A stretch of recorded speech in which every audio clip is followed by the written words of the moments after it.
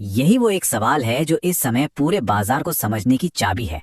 इसे ऐसे समझिए, मान लीजिए एक बहुत ही शानदार चमचमाती कार है, पर उसमें इंजन ही नहीं है। अब वो देखने में कितनी भी अच्छी क्यों ना हो, आपको कहीं लेकर तो नहीं जाएगी। ग्रोथ ही वो इंजन है जो किसी भी स्टॉक की कीमत को आगे बढ़ाता है। और ये कोई हवा हवाई बात नहीं है, ये कोई सैद्धांतिक जोखिम नहीं है। हाल ही में आईटी इंडेक्स में ये जो 7% की भारी गिरावट आई है ना, ये एक बहुत बड़ा संकेत है।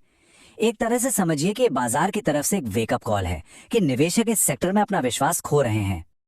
इस तरह की जबरदस्त उथल पुथल एक ऐसा माहौल बना देती है जहां निवेश करना एक लॉटरी के टिकट खरीदने जैसा लगता है। हो सकता है कि आप जीत जाएं, लेकिन संभावनाएं आपके खिलाफ हैं। और सच कहें तो ये वो जोखिम है जिसे हम उठाने को बिल्कुल तैयार नहीं हैं। हमने ये कहानी पहले भी देखी है। पिछले साइकिल में भी ठीक यही हुआ था। जैसे ही ग्रोथ धीमी पड़ी, निवेशकों का भरोसा टूटा और उन्होंने शेयर बेचने शुरू कर दिए। नतीजा, उनकी कीमतों में भारी गिरावट आई। और आज देखिए, पूरे सेक्टर पर फिर से वही सवाल मंडरा रहा है। और एक बात साफ कर दें, ये सिर्फ कोई भारत का अंदरूनी मामला नहीं है। दुनिया भर में जो कुछ चल रहा है, चाहे वो यूक्रेन का युद्ध हो, बढ़ती महंगाई हो या मंदी का डर हो, ये सभी वैश्विक फैक्टर मिलकर इस सेक्टर के भविष्य पर एक लंबी छाया डाल रहे हैं। ये सवाल बिल्कुल जायज है और बहुत से निवेशक यही पूछ रहे हैं।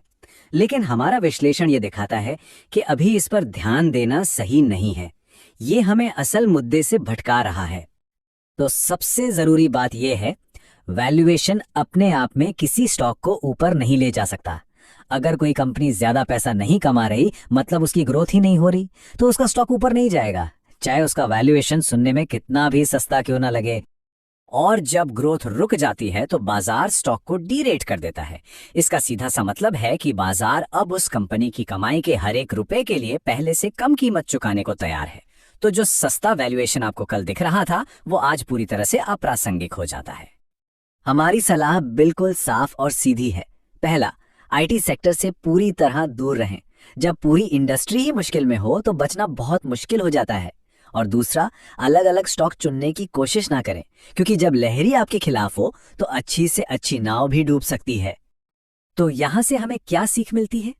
यही कि माहौल बेहद अप्रत्याशित है, गिरावट गंभीर है, और सबसे बढ़कर हम ग्रोथ और वैल्यू के बीच के उस बुनियादी रिश्ते को नजरअंदाज नहीं कर सकते जो किसी भी सफल निवेश की नींव होता है।